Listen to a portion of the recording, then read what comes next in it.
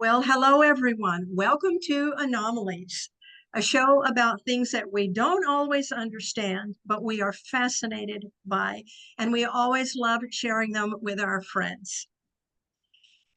If you haven't already, please do like and subscribe to Anomalies so that we can keep you informed when we have more fascinating guests like the person we're having with us today.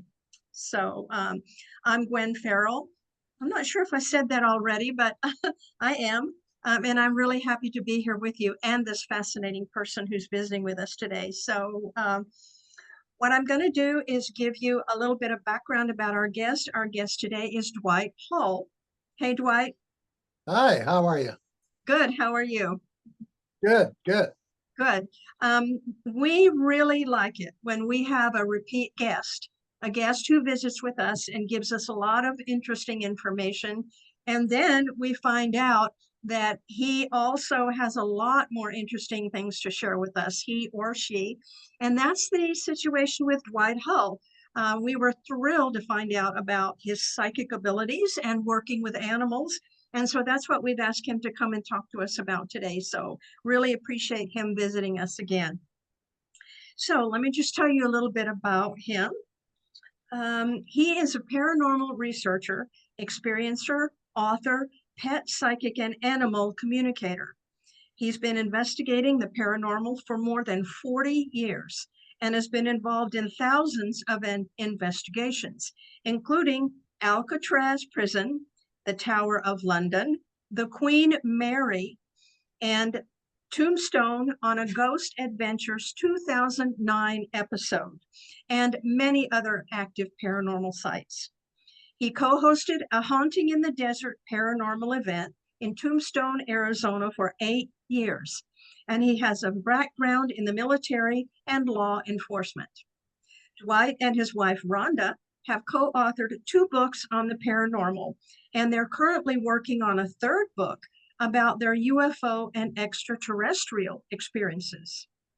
Dwight is also the co-host of the annual Sierra Vista UFO Conference. And as I mentioned, today he's going to talk about his fascinating work as an animal psychic and communicator. So again, Dwight Hull, welcome to Anomalies. Well, thank you for having me. Great to be here. Yeah, thank you. And please excuse the Kleenex. My allergies are pretty active right now. So, Oh, yeah. Oh, yeah. right. So let me get my questions here. Oh, it just fell on the floor, so I'm going to get it. Okay. Right. Okay. I always like to be prepared with questions, although usually the fun interviews go other directions, and we never know where we're going to end up.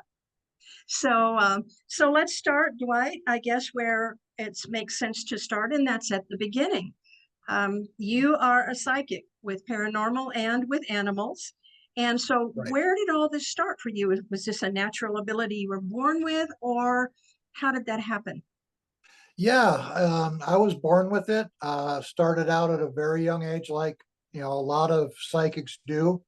And not unlike other psychics, I thought it was normal at 5 or 6 years old. Found out that, I was talking to our house cat and I was talking to our dogs that we had. And it was normal. I didn't see anything unusual about it. It didn't really hit me until I started trying to tell my parents about, well, the cat or, is telling me this, doesn't like his food. He doesn't, and they were like, okay, yeah, sure, sure. Mm-hmm, They mm-hmm. never did believe me through all of this. They never believed me. The only person that did was my grandmother, who I found out much later also had the gift. Oh, So she would kind of coach me and kind of not really have me practice or anything, but just kind of encourage it. So she was kind of my mentor, my rock all through growing up when it came to the pet psychic thing. mm-hmm. And she was wonderful. So thanks to her, I was able to develop it and really do a lot with it through the years. Good. good. Yeah, I was going to ask you if there were any other family members who had the same abilities that you do, because I think we do see that there's that these kinds of things run in families a lot of the time. And so, good, very interesting. What about your friends that you had at school, and when you when you got older and you started working, or maybe got involved in the law enforcement? Did you ever talk about or that then, and what was that like? At first I did in elementary school. I told my friends and, told them what I could do, and it was fun talking to the animals. And, and then I found out very quickly that, as is today, kids can Uh-huh. be very mean. So, I was not really bullied, but really kind of put down about it. So Mm-hmm. I learned very quickly at a young age, just kind of keep it to myself, and just maybe just a very few close friends, which I did. I had a few very close friends that I told, who were very interested in it. And luckily we stayed together all through, middle school and high school and such. So it was a little easier, Mm-hmm. to cope throughout the years. Um, when I started getting into law enforcement, in the military, I didn't tell too many people, but I did use it when I was with law enforcement and such. Didn't tell anybody I was using it, of course, but I would always, when we go to a scene, a domestic dispute or something like that, I would always look around to see if there was, dogs, cats, anything like that. And many times, the cat or the dog or whatever would tell me something completely opposite of what the people were telling me. Wow. So I knew the people were lying, because Mm-hmm. a fun fact is animals are incapable of lying. They cannot lie. So they always tell the truth. And it's just, if I get stuff wrong, it's because I interpreted what they said wrong, not because what they were saying was wrong. So it really, in some of the cases, it really helped a lot when I Oh, would say, well, I know you're lying because, basically, and I always use the phrase, a little bird told me, oh, that kind of thing. yeah, which And, is true, which probably. is in some cases true. So yeah, it was interesting, to use that gift in that, area. The law enforcement field back then was not very, open, Open. to use psychics and such like that, let alone, someone who could speak to animals. So I really had to keep that, kind of to myself. Um, Again, it would come in to play a lot when I questioned suspects in their home, or if we were looking for somebody, that was hiding someplace we were looking. If there was an animal, I could talk to them, and especially dogs. I love dogs because they can smell, they can, everything else. And a lot of times they would tell me where the suspect was hiding, and I Wow. was able to go and get him. Mm-hmm. So yeah, it did help. I kind of had a, secret weapon, so to speak. Yeah, cool. Answer this for me. Do all animals communicate, or do you think that all animals can communicate? Or is it just our domesticated animals that tend to communicate with us because we communicate? No, I believe all animals can communicate. I've communicated with wild animals out in the wild. I communicate frequently with, animals that are in zoos. Oh, I talk to them quite frequently. So they're not really domesticated, not really wild. So you mm-hmm, kind of in that between thing. mm-hmm. In fact, at the Tucson Zoo years ago, Rhonda and I went there, and there was a big cat in the cage. I believe it was a panther, and I was able to talk to it. I'm condensing this story very very quickly here, but, Okay. um, I was able to talk to it and found out that it really missed its mate, and that it really missed its red ball or blue ball. I think it was a blue ball. Hmm. So when we got home, Rhonda, I didn't know it, but she, got on the computer and sent an email to the zoo saying, "Hey, your animal in this cage, is, my husband's an animal communicator and da da da da." Hmm. Surprisingly, the zoo got back to her and said, yes, she did lose her cage mate. It was her sister, Oh, but they told me, the animal told me it was her mate. So I, just took it as, boy girl kind of thing, but it was but actually her sister that that's just, had passed away a few months before, and she was really sad. oh, And they did say that she did have the blue ball in there, but they had switched it out and da da da da. Well, fast forward a little bit, about 3 weeks later, we went back to the zoo and they had put the original ball back in there with her. oh. So she was happy again. So, although they didn't really say they believed what she was saying, but they did follow up, which I was happy to see. Mhm. That's good and very interesting. I know that you and Rhonda do a lot of hiking. Yeah. Have there been any, since you say that you can communicate or you do understand communication with wild animals, any interesting or unusually interesting or memorable experiences you've had with wild animals that way?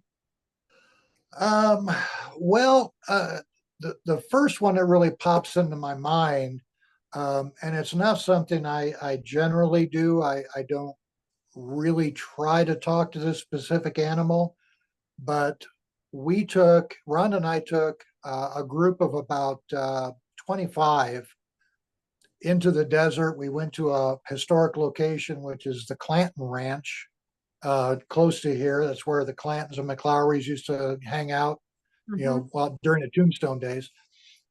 And it was during the summertime. So I said, look, let me go up there first because it's up a little bit of a hill.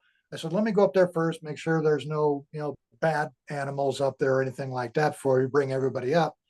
And another guy that was with me came up, and there was a very large rattlesnake up there. And he was rattling and coiled, and he was ready to strike.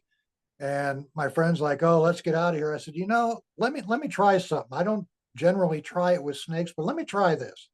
And I actually connected with this snake. And Dan, the guy that was with me, said it was the most incredible experience he's ever seen. That when he saw, the snake that was up and wanting to, continually strike Hmm. at us, as I communicated with him, you could see he'd start lowering his head down, and he actually rested his head onto his coils. And I told him, I told the snake, I was trying to convey to the snake, look, we got a lot of people here. I don't want them to get hurt. I don't want you to get hurt. So why don't you go ahead and take off? And the guy next to me is like, what are you telling him? I said, well, I just now told him that he needs to take off. And it just started slowly moving down the hill away from everybody, and it was gone. And Dan his mind was blown. And I have to admit, I was a Yeah. little surprised myself because I never really tried to communicate with that small of it, like a snake or anything like that. Uh-huh. But it worked, and he did Wow. take off, and we were able to have everybody up there without a. So that was probably one of the more memorable ones. Wow. Yeah. Were you a little nervous while you were doing that or? Extremely, yeah, Yeah. extremely. And I got definitely within striking distance of it, so I Wow. could communicate with it. But as I saw him starting to lower his head down and his tongue didn't come out as much, and he actually connected with me, I thought, okay, I think we're good. You're good. I didn't get too close, but I was definitely within striking distance a few times. Wow. Yeah. Hmm. Yeah, we always hear that animals can sense fear Oh yeah, in humans. And is that true? absolutely. They can sense a lot of our emotions: fear, sadness, anxiety. They're truly an amazing creatures, out there. So when they say, if your dog doesn't like somebody, trust them. Yeah. Yeah, I think you should. Yeah, absolutely. Well, no, that's good to know. Yeah. So it sounds like um, that there may not be that big a difference between the consciousness that human beings perceive and consciousness that animals perceive. Is that true? Do you think it's the same consciousness, or how is it that you are able to communicate with them?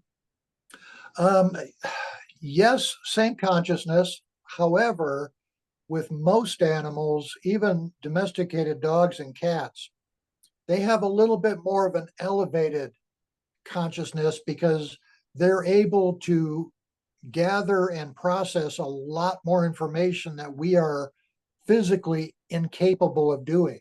Yeah, yeah, I bet. Dogs, cats, they can see in a more broad spectrum of light, so they can see more things than we can. They can hear more things. They can smell more things.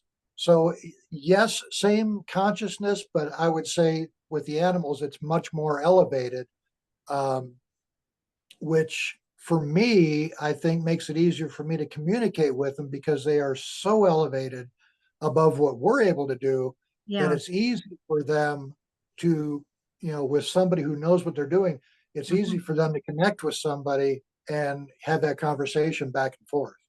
Hmm. Right. Yeah, that makes sense. I know that our animals, at least our domesticated animals, are so we can be so in tuned with them. And so I wanted to ask you, have you found that animal behavioral problems, like if someone has a dog or a cat that has behavioral issues, um, have you found that those are ever or sometimes or frequently related to their humans? Yes, sometimes it is. Sometimes it is directly related to their humans. Sometimes it's directly related to their environment. Maybe not necessarily their human, but the environment that they're in. Mm-hmm. Um, yeah, but I often get people contacting me saying, my cat is, not using the litter box now, it's using this or whatever, behavioral Yeah. problems. Mm-hmm. My dog is, for whatever reason, has started, being mean to my other dog, and can you fix it? Well, I, short answer, maybe. I can communicate with the animal. Mm-hmm. I can find out what the problem is, but I can't make them do anything. It's completely, I mean, they're their own, consciousness. They Mm-hmm. can do what they want. I can try to make it um, relatable to them that they shouldn't do it. But it's just like talking to a person. You can tell them not to do something, but unless they really don't want to do it, they're going to continue to do it or not listen to you or whatever. And animals are the same way. You can't make an animal do something. You can only maybe connect with them on a very personal level and try to get them to understand what they're doing is not acceptable. But you can't, you know, fix it, so to speak. You can, talk to them, but that's about it. Right. And so do you do that? Are people able to contact you if they're having a problem with a domesticated animal? Yeah. Even something big like a horse or Oh, absolutely. animals like that. And so you are available to do that for people? Uh, I I am now on a little bit more of a limited basis, and I'm sure you understand this that I am kind of semi-retired now from doing Okay. this. Mm-hmm. I'm in my 60s now, so I'm just trying to. It's not that I don't want to do it; it's Right. just very, very hard and stressful to do it all the time anymore. Right. I still do a lot of stuff for established clients, especially my equine clients. We have a lot of Okay. them down here. Uh-huh. I'm pretty well known in Southern Arizona. Okay. I go to a lot of different equine places and facilities. I helped greatly in a lot of instances with horses and donkeys and such like that, which I still continue to do if they contact me. Like I say, I still do go to my established customers. Um, on an occasion, if I get a referral and somebody needs help with a dog or a cat, I will do it. But I'm not like I used to. I'm trying to like semi-retired now. From that, yeah. So mainly what you would do then is, like you said, accept referrals or help your established clients. You're not really taking new clients or new requests, or would you do that? And would you like to tell us how people can reach you? I would if the situation is, really dire and they need someone Okay, like myself. okay, And they can find me on Facebook just under my name, Dwight Hull. They can find me there and message me there. okay. Or, through my wife, you can find her a lot easier, Rhonda Hall, psychic Rhonda Hull, medium. okay, Yeah. Um, and if it's a really a dire situation, and if I'm able to, I probably will help. I generally can't say no. okay. Um, what I what I don't do, and I really tried never to do, is I used to have a lot of people contact me when they heard I was an animal communicator and say, "Well, can you come over and talk to my dog?" Well, what's wrong with your Talk to- dog? Oh, nothing. I just want to know what they're thinking. No, that's not what I do. This isn't a circus act. This isn't, something like that where I'll just go in and try to amaze you with my abilities. If there's a Right. problem, absolutely, I'll try to help, Mm-hmm. because my first priority is the animal. But if it's just a, curiosity, I want to know what they're thinking kind of thing, I just, it's very difficult sometimes to communicate with animals. So I don't want to do that just to find out what they're Just for thinking, fun. because I can Right. think, yeah, yeah. Mm-hmm. Yeah. I appreciate that. So yeah, so um I have up here in Phoenix where I live, lots of friends who have dogs and cats, and I have cats myself. Horses, don't see very many of those up here like you do down there. But Right. I've always thought horses were fascinating. Could you tell me something about horses that you've worked with that have been particularly interesting to you? Um, you mean specific cases or just what I Yeah, found if out? you, uh-huh, if you can think of some, or just Yeah. generally. Yeah, great. Well, one specific case that I'm really, um, I guess you'd say, proud of is I was contacted by a established client because she has a lot of different horses, and she contacted me because one of her horses was sick, and the vet was out there several times, and they couldn't figure out what was wrong with it. So she called me. So we went out there immediately. The next day, I went out there, and spent about an hour and a half, almost two, with this horse, and was able to tell her what I was picking up, what the horse was telling me. And the owner said, "Well, the vet can't figure it out. And because of the downgrade of health that the horse has had, the vet is suggesting putting the horse down." I said, "Don't you dare do that." Mm, He said, "Well, the only other option is to put it in a trailer and take it to Tucson, because there's a vet there that can do imaging and such." oh, She said, mhm, "Is that something that needs to be done?" I said, "Absolutely." And I told her exactly where they should do the imaging and where in the brain they need to do the imaging. And I mhm. said, "Do not put this horse down. This horse is still treatable." And she said, "Okay." But the vet said, I said, "Don't, I'm telling you now, Mhm, trust me. This is from literally from the horse's mouth."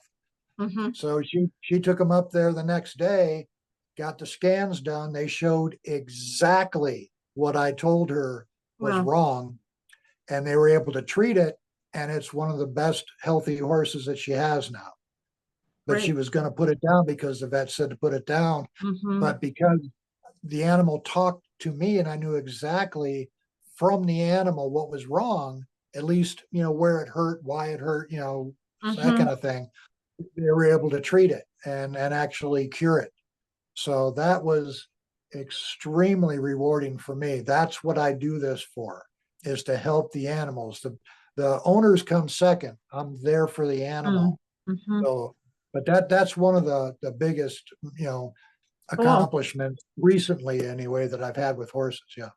Yeah, very, very rewarding. I'm sure it Oh, was. Yeah. absolutely. So do you find that, let's stay with horses since we're talking Okay. about horses now, that so you said this horse told you what it was feeling or what was going wrong. Have you ever been in a situation with a horse where they really didn't tell you or couldn't tell you somehow, and yet you just knew or you felt it was coming from, like a psychic healer might do, where you might know that's an and can't, how did that work? Okay, yeah, that does happen a lot with all animals, not just horses. Especially if I'm contacted about, a health issue or they're not, Mm-hmm, doing whatever.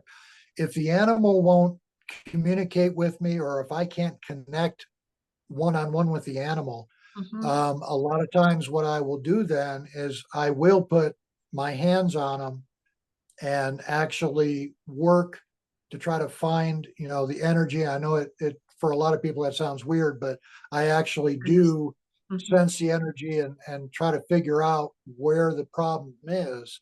And that does work a lot of the time. Um, I just actually finished up a case with a friend of ours who has two cats.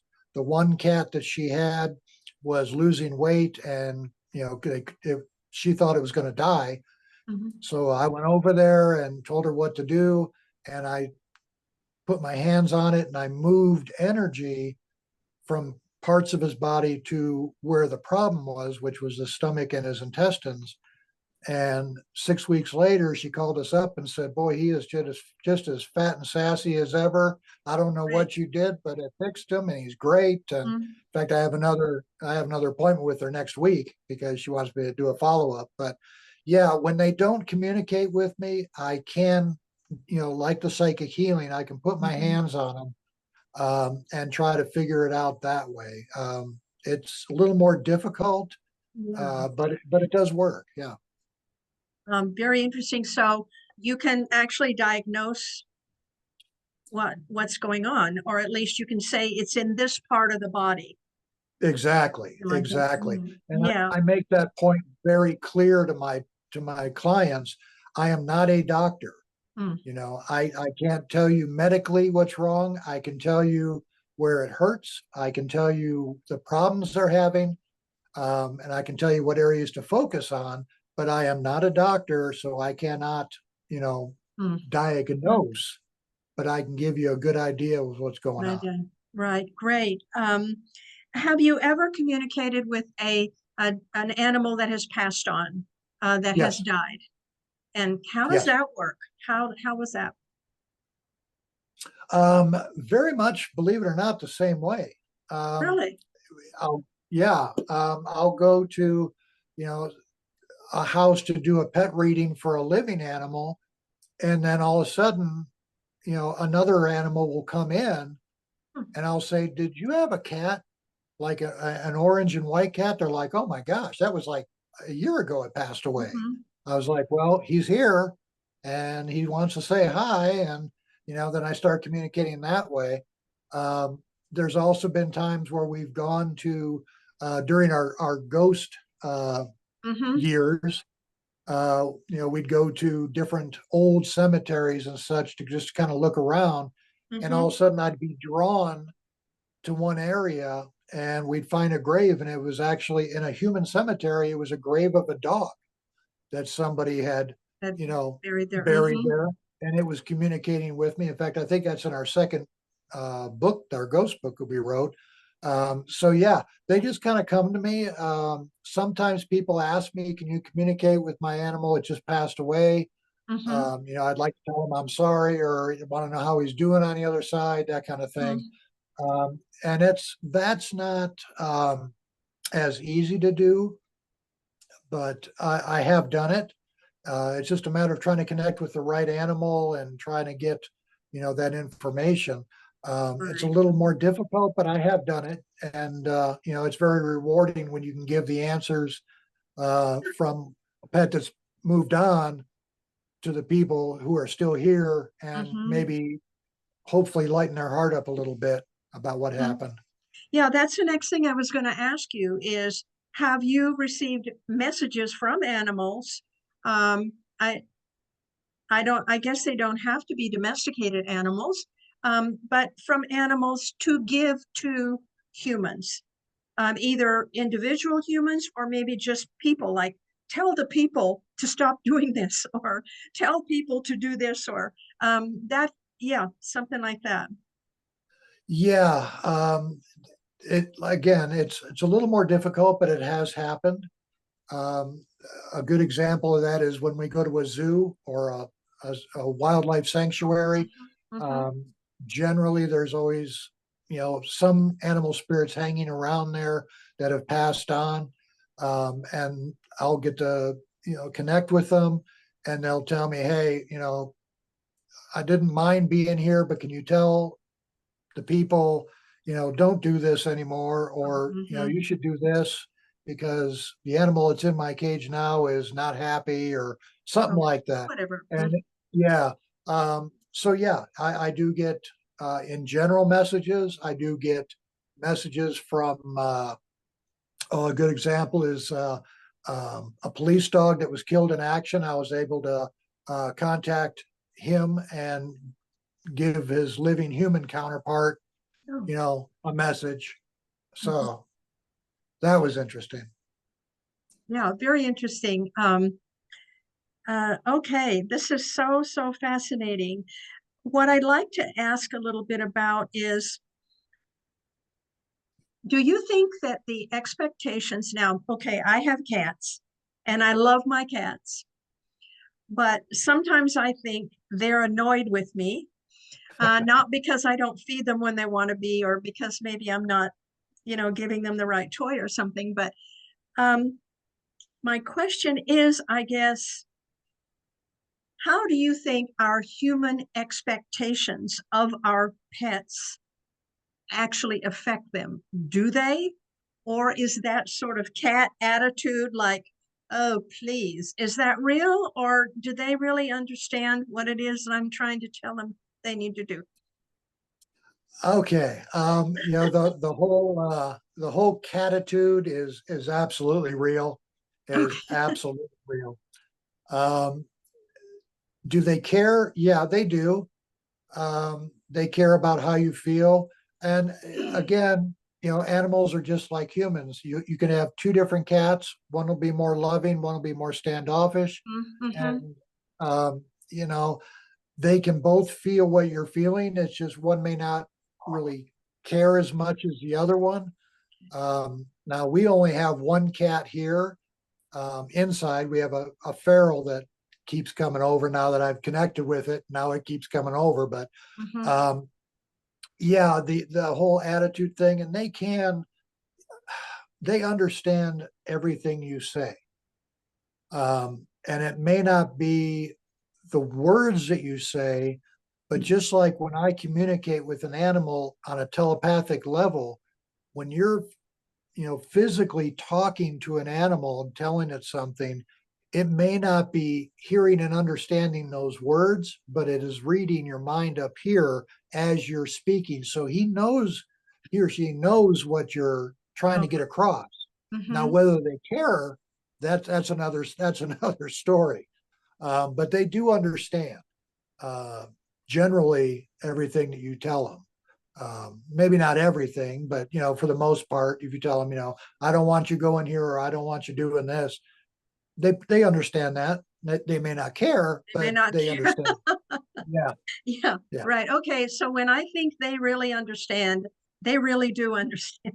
they really do understand. Yes, Right. absolutely. I have an older cat who's having some mental issues, and and also some hearing issues.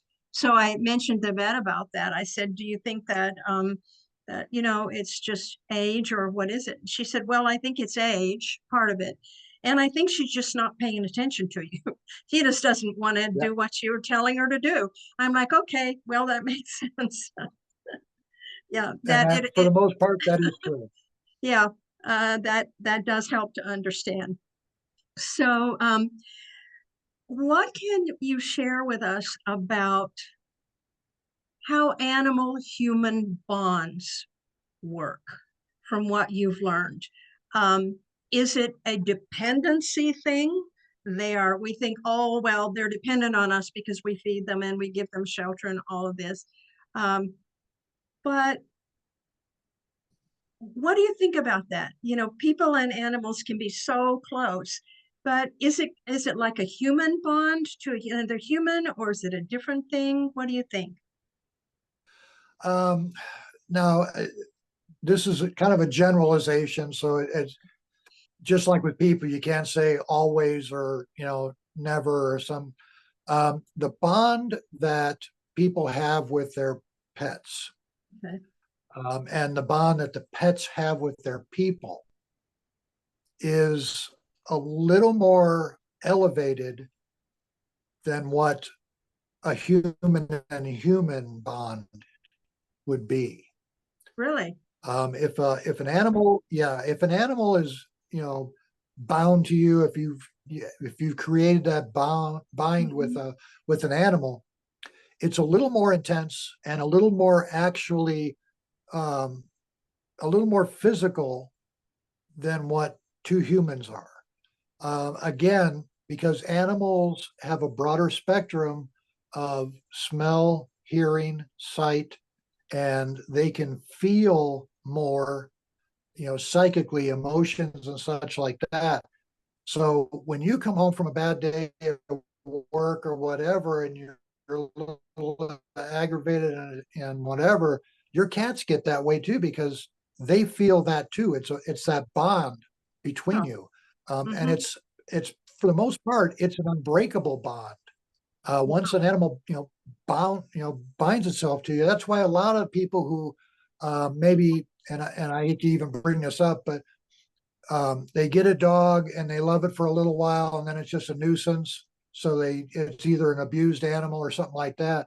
Yeah. The animal is still bound to that human, even though the human is not. Hmm. So that's why they stay. That's why they, hang on basically. Okay. It's a very tactile thing for an animal. It's not just an emotional thing. It's a very tactile bond. So when you get, an animal that bonds to you, Hmm. it's a forever thing. It's a real thing. Well, very, very interesting. I wanted to ask you also about have you encountered animal reincarnation situations?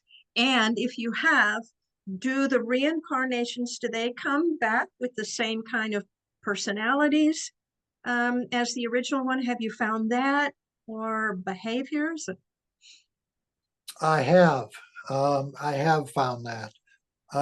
Not only reincarnation of animal into another animal, Hmm. but I've also run into, and twice, but the one case is just spectacular. Um, a friend of my wife's got a dog. This is several years ago, and they wanted me to do a reading on it because it was brand new to them. And I did a reading on it, and I was like, "There's something interesting about this dog." So I started talking to the dog more and more.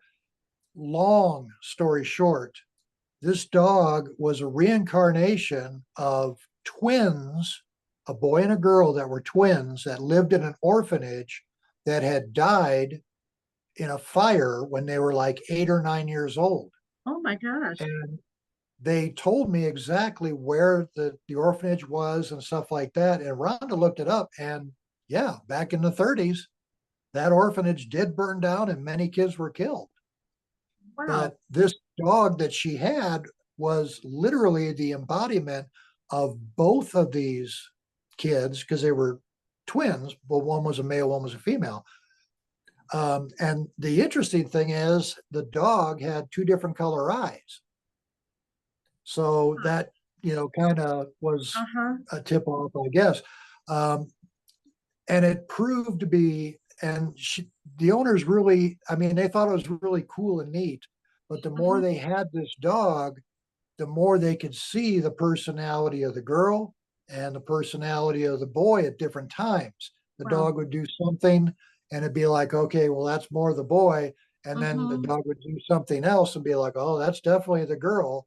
And through all of it, they've had it for a number of years. And even to this day, well, recently, I think it got sick and passed away just a few weeks ago. But Mm. up until that point, she would always contact Rhonda and say, I can't thank Dwight enough. I understand, over the years, we understood this dog so much better than what we would have normally because of what he told us. And that's the only time I actually had seen like two humans going into an animal. Wow. Wow. Yeah, I've never heard of that before. So what Yeah. is it that clued you into that? What was it about the dog initially that made you say something is different here? Well, initially, I didn't even pay attention to the eyes because a lot of dogs have different color eyes. That Mm-hmm.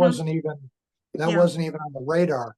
It's just as I was connecting with the dog, I would connect with, you know, he would talk to me, and I would get more of a, lack of a better term, more of a male response, and Okay. then I would hear more of like kind of a little bit of a change and more of a female response. So I just started asking a question, are are you two different? And Oh, they said, uh-huh. well, and then I heard it say we're twins. And I didn't understand that. What do you mean we're twins? You're a dog. How can you be Yeah. twins? Mm-hmm. And that's when things started unfolding. In fact, I told them during the initial reading, I said, let me ask you this before I told them about the fire in the orphanage. I Mm-hmm. said, you both smoke. Does your dog like freak out when you light your lighter and they go, oh my gosh, it'll jump off the couch, it'll jump off our lap, Oh my and we don't gosh. know why. I said, well, Uh-huh. I'll tell you why in a second. I said, do you have a problem when he's laying on you, whatever? Do you touch his paws and he pulls away? And they're like, yeah, he's got the most sensitive paws. He doesn't like anybody touching his feet. I said, and I'll tell you why that is too. Because, and so I told him about the twins, I told him that they Mm-hmm. had passed in a fire. So that explained the fire thing. And I also told him that just before the two twins died in the orphanage, they were on their hands and knees next to each other trying to get out, and their hands were burning because there's Oh, so much embers on the uh, floor. So their hands were burnt, their knees were burnt before they passed away, and that sensitivity was still there with the dog. how would that transfer to the dog? Is it just like their souls are sort of in the ether somewhere and the dog? I would think. Yeah. I would Wow. think, yeah. Wow. I don't know, scientifically, physically, I don't know how that works. Mm-hmm. But uh, when I get these things, and then either myself or mostly it's Rhonda that researches it and finds out it's exactly true, Mm-hmm. and then everything I tell the owner, they come back and say, "Well, that's exactly true." Wow. So it's really, it's interesting. I don't know the physics behind it. I don't know the science behind it. Mm-hmm. All I know is again what they tell me, You get it. and Yeah. Yeah. So you can't always explain it. right, You just know what the information that's coming to you. Yeah. exactly, Yeah. exactly. I've heard it said that animal souls are somehow more pure or simpler in some way than human souls. And I don't mean that they're ignorant, Right, not simple that way, but there right. is some kind of a purity. Uh, and is that, what do you think about that? Is that true, or is that just something people say? Um, I think for the most part that is true. Um, Purity, I would say, is an accurate statement. Simple, maybe, but purity, I would definitely agree with. And I think it's because, and this is just my personal feelings on this from talking to literally thousands of animals. Mhm. I think when animals come to being, I think, if you believe in um, reincarnation and such. And then every time you die, you move up a level, so to speak, So and you become mhm. something right. And I think animals must be someplace on a higher level than what we are. So when we grow a little bit and we become animals and we no longer have those thoughts and desires that a human would. You don't worry about money. You don't worry about anything like that. It's a very simple existence, so to Simple. speak. Mhm. Yeah. Um, so they're able to free up, a lot of their consciousness and focus just on, being a cat or being a dog or being a deer or a groundhog or whatever. Where your only thing is survival. You look for food, you look for shelter. Those are the two things you worry about. If you're a domestic animal and you're well loved, you don't have to worry about either one of those things. Mhm. So, purity is a good word because they are pure. They don't lie. Like I said earlier, they're incapable of lying. So that eliminates all that from them as well. It's like taking off a lot of extra baggage that you don't need, just leaving the good stuff. And that's what I think animals are. Bernard. Yeah, it seems that since you said they don't lie, um, Right. it seems like it's a much more straightforward existence, perhaps, or Exactly. maybe it's more they live in the moment. We hear Right. people talk about living in the now, and I always kind of wonder, what does that mean? How do you live in the moment? But it seems like animals just do. They Yeah. live in the moment. And that is so very different from what humans, the way that we live. Oh, yeah. Absolutely. So Yeah. that's interesting. So, this has been so interesting, and I don't want to keep you a lot longer, but I do have some important question I want to ask you, and that is, Okay. how can humans sort of unlock their innate ability to connect with animals? How could we go about doing that? Okay. It's a progressive process. It's not something that just, a human could just do it and be like, bing, it's there. Okay. What I'd like to tell people is, especially some of my clients, because they ask me, how can I do this? Mm-hmm. Well, here's the thing. First off, be open. And this is the hardest thing for humans to be, is to forget everything else. Forget about the bad day at work. Forget about the bills that still haven't been paid. Forget about the car that's, not starting right. Just forget about all that for 5 minutes. Just clear your mind. And that's a very hard thing for humans to do, but Mm-hmm. clear your mind and just try to stare into the eyes of your animal.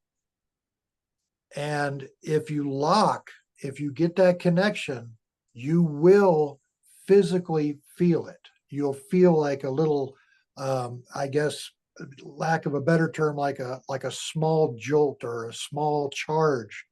Okay. You'll feel it, and the animal will lock on your eyes, and because he knows you're trying to communicate, and that may be all you get one time.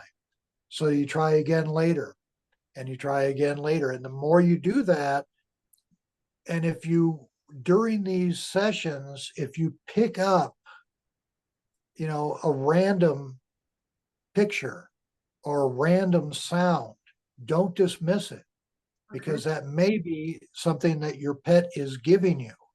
So it may be a picture of, whatever, a tree. Um, don't dismiss that. Um, Next time you talk to him, see if he gives you another picture, and it may be in conjunction with a tree. And Mm-hmm. it's like playing Pictionary. You take little bits of pictures, little things, and you put them together and you try to figure out what they're saying.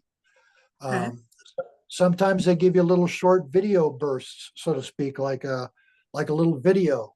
And you have to try to kind of decipher it. Like I say, it's like playing Pictionary sometimes, um, until you really get to where you could connect, and then you can actually do things telepathically. You can actually hear them kind of talking, so to speak, or it's a connection that you can, put into words. Mm-hmm. Um, and that's what I said earlier with animals can't lie. if I get something wrong, it's not because the animal lied, it's because I interpreted it as wrong.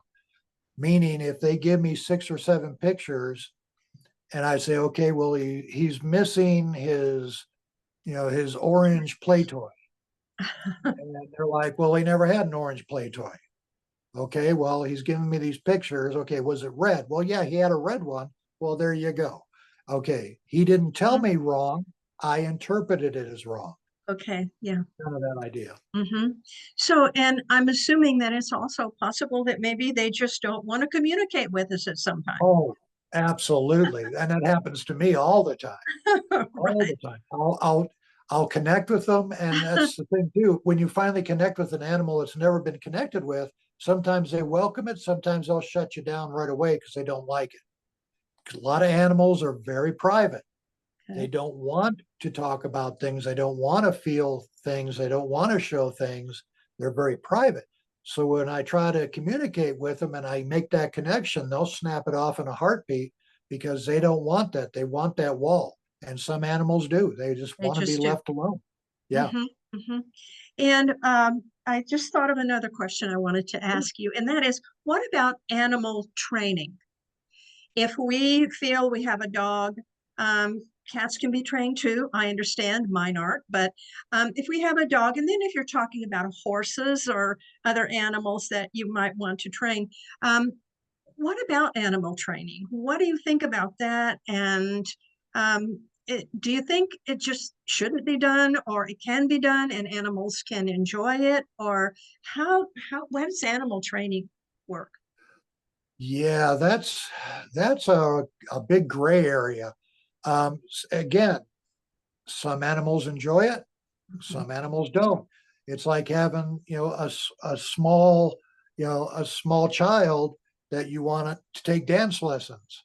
Mhm. They may enjoy it, they may hate it and fight you the whole time. Same thing with animals. Okay. If you want them to, learn to behave and you take them to an animal trainer, a lot's going to depend on A, what they're trying to train them to do, and B, the technique that they're trying to do. I don't at all go in for, the choke collars that they use to make dogs do stuff. I Mhm. don't go into any kind of negative reinforcement to, condition the dog or any animal to do something. That's completely wrong in every way, even, horse training, whatever. Mhm. Um, do I training an animal is okay so long as you do it with the animal in mind. So long as you take cues from the animal. When the animal stops responding, you don't push it. Okay, we're done. Then we go back again later. Mhm. Again, it's like having a small child that you want to take ballet.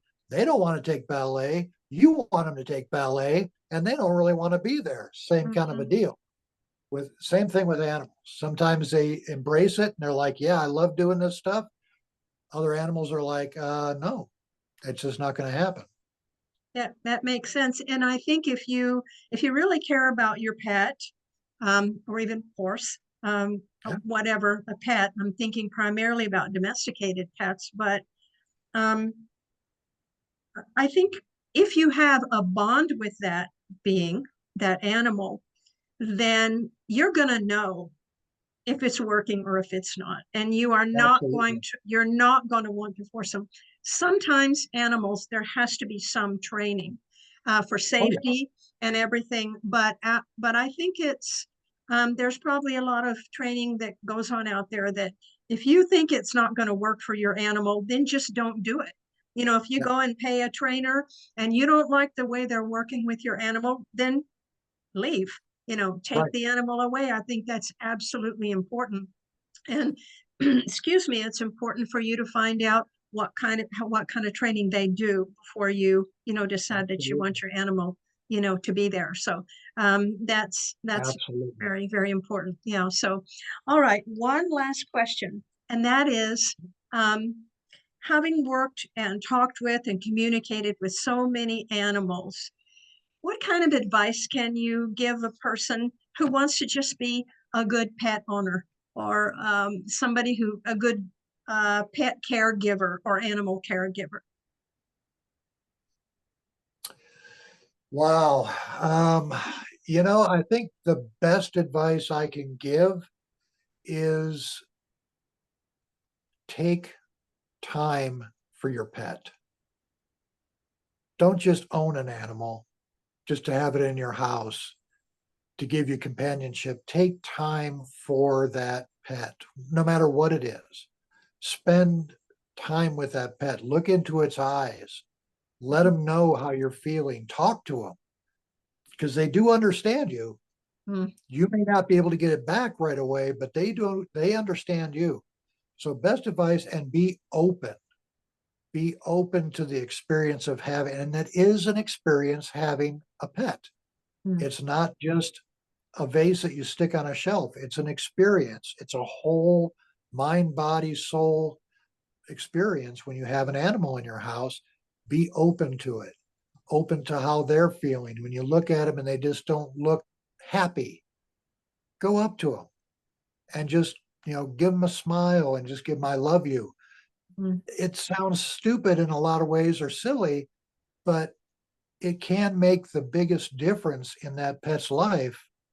Because just like us, they have bad days, they have good days. mhm, And if you, show them that you're always there no matter what, and you're open, that means the world to most animals, that mhm, you're just there and you're open and they're your life. mhm. Thank you. Very good advice. I think there are so many people who take on pets for so many reasons that are not right, Yeah. um, that are not right for the animal, and definitely, and probably in the long run, not right for the person either. So even though there are so many, many animals out there that need homes, I think it's important for people to really think about this animal that you're going to bring into your home, and if you can really give it what it needs. And if you can't, well, then just don't take it on like you're buying a new TV or something like that.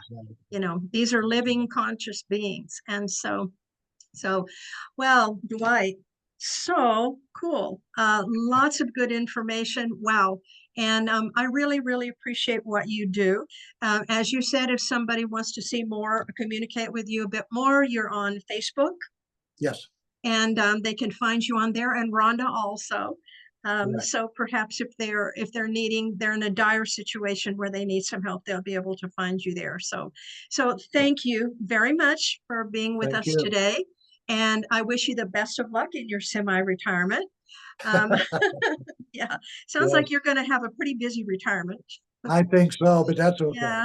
Yeah, yeah, and all the other wonderful things that you're involved with. So again, thank you so much for being on Thank you. Anomalies, Thank you. and take care and stay cool.